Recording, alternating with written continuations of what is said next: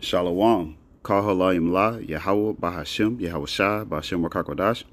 Double honors to the elder apostles, double honors to the elder bishops of Great Millstone as GMS.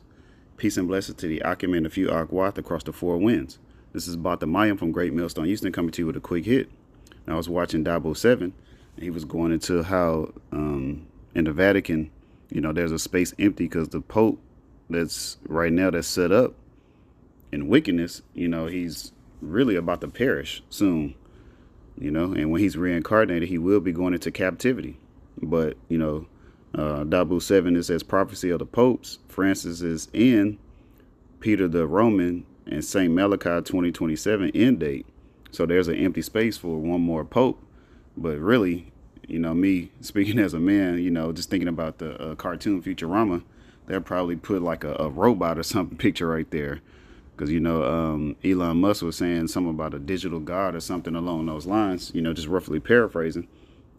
But we know the so-called Negroes, Latinos, Native Americans, the nation of Israel, we know that that empty space is going to be for Yahweh Shai. He's the one that's going to be in rulership, And when I first saw this, the first precept that came to mind was 2nd Ezra 6 and 9, which I'm going to end up getting.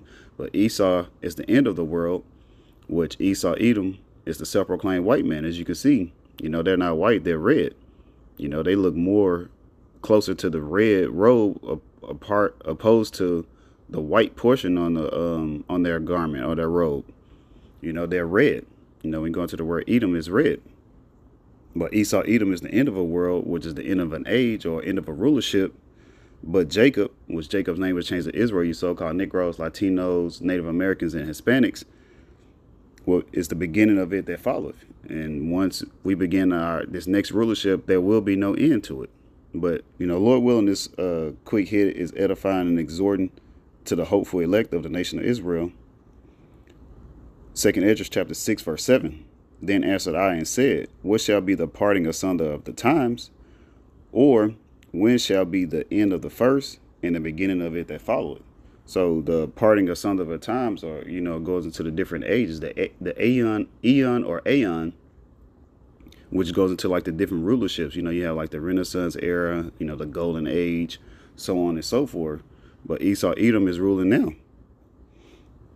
2nd Ezra chapter 6, verse 8. And he said unto me, from Abraham unto Isaac, when Jacob and Esau were born of him, Jacob's hand held first the heel of Esau, which Jacob and Esau, which Jacob's name was changed to Israel. You Israelites, you so-called Negroes, Latinos, and Native Americans and Hispanics.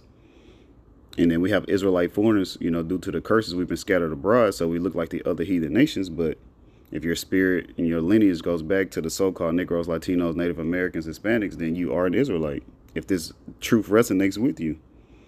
But when Jacob and Esau were born of him, Jacob's hand held first the heel of Esau, which is symbolic of the Israelites taking Esau, Edom out of rulership.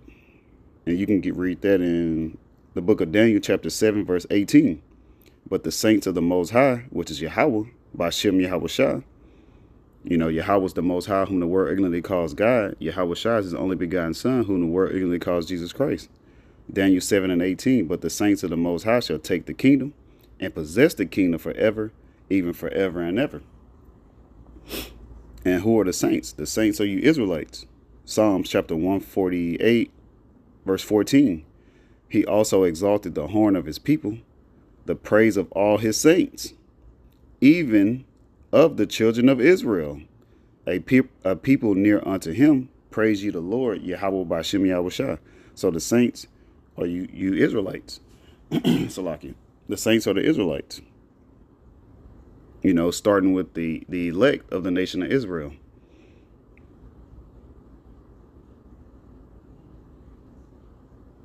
Second Ezra chapter 6, verse 9. For Esau is the end of the world, and Jacob is the beginning of it that followeth. So once the saints take Esau, Edom out of rulership, hey, we're going to rule forever.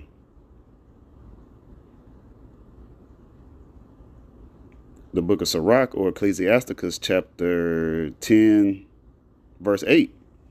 Because of unrighteous dealings, injuries, and riches got by deceit, the kingdom is translated from one people to another. So as you read in the book of John, let me get that, John chapter 10, verse 10, the thief cometh not but for to steal and to kill and to destroy. I am come that they might have life, and that they might have it up more abundantly. Which this was originally for the wicked scribes and Pharisees of the nation of Israel, but now it applies to Esau Edom. And this is in red letter. This is Yahweh Shah speaking. He's talking about, we can apply this to Esau Edom now. The thief, all he does is steal and hoards resources, kills and destroy people, destroy lands, even destroy resources like destroying the water, the air, the people, so on and so forth. But in that Sirach, because Sirach or Ecclesiasticus 10 and 8, because of unrighteous dealing, injuries, and riches gotten by deceit, the kingdom is translated from one people to another. So that's what we're waiting on. We're waiting on this wicked queendom, as the elder apostles call it, this wicked queendom or this wicked kingdom to be translated, from Esau Edom to the righteous, the Israelites. Sirach or Ecclesiasticus, I'm going to jump up, chapter 10, verse 4. The power of the earth is in the hand of the Lord Yahweh Bashem Yahweh Shah. And you can read that in Proverbs 21 and 1. The king's heart is in the hand of Yahweh Bashem Yahweh Shah. So however Yahweh Bashem Yahweh Shah wants things to go, that's how it will go. So again, Esau Edom is the end of the world, which is the end of the age and the end of a rulership. And the Israelites will rule forever after that. And in due time, he will set over it one that is profitable. And that's Yahweh Shah. It's starting with Yahweh Shah. He's the one that's profitable. He's going to bring back the righteous order, the law, statutes, and commandments. Under Yahweh Shah is going to be King David and the rest of the 144,000 men of the nation of Israel. We're going to rule in righteousness. Lord willing, we have that number. Then the rest of the 1/3, the innumerable multitude. We're going to be set up forever, for all eternity. It's profitable to follow the law, statutes, and commandments. As you read in the book of Baruch, the law, statutes, and commandments, it gives you life. Here, if you're going opposite of what the law, statutes, and commandments say, hey, it's going to lead you to death, because the wages of sin is death. So if you're not following the law, statutes, and commandments, you're breaking, the law, hey, it's going to ultimately lead you to death. Proverbs chapter 29, verse 2. When the righteous are in authority, the people rejoice. But when the wicked bear rule, the people mourn. The people are mourning, under these thieves, these liars, these deceivers. Esau Edom, the self-proclaimed white man. People are mourning. People are stressed. I always say depressed, oppressed, suppressed, or as Jake say in the world, they're just pressed in general. But when Yahweh sets up Yahweh Shah and the righteous, hey, the people are going to rejoice. We're going to have clean air, clean food, clean water, so on and so forth. Everything will be back in its righteous order. It's not going to be no more popes. We're hastening the day that Yahweh sends Yahweh Shah and the heavenly host, which are the angels of the Lord. They're going to be flying in those so-called UFOs, the unidentified flying objects, or UAPs, unidentified area phenomenons, or now they're calling them orbs. No, they're the chariots. They're the vehicles of the angels of the Lord. And Lord willing, we'll be a part of that number, to be a part of that ground force, to have those spiritual bodies, those spiritual powers, and get to rule in righteousness. And that's what we're hastening the day for. We're not waiting up to 1,000 years, because we understand that our salvation is nearer than what we believe. As you can see, hey, it's an empty spot there.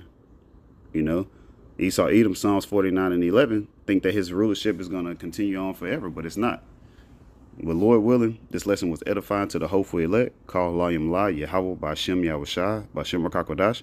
Double honors to the elder apostles, double honors to the elder bishops of Great Millstone.